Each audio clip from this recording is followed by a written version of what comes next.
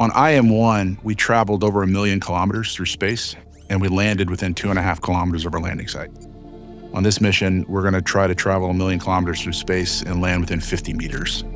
If you slip to one side or you slip to the other, the terrain's more rugged, so precision is our only option. Temperatures in space are pretty extreme. They go from minus 250 degrees Fahrenheit to plus 250 degrees Fahrenheit. It's really the ultimate proving ground for materials.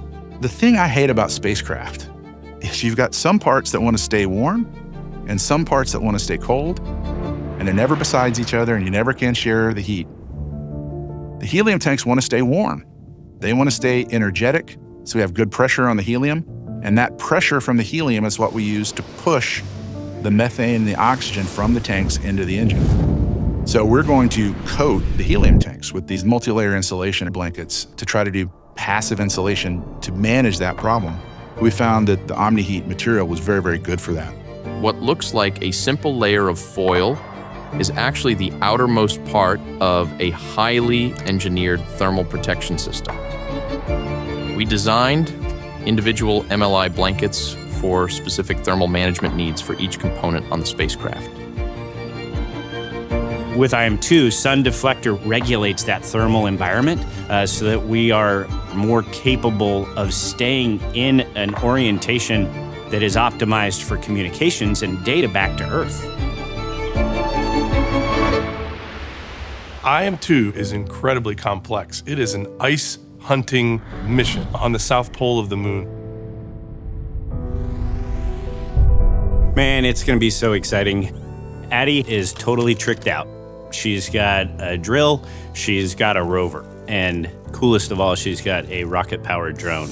That's a small lander that launches off a rail system that's rocket-propelled, that then hops along the surface, and then we'll take that hopper and fly right into a permanently shadowed crater and look for water ice on the bottom of the crater. What's really interesting about intuitive machines is we were given a task to do something that's never been done before. And so what we've done is built a community of suppliers, of partners that have been through this experience at least once.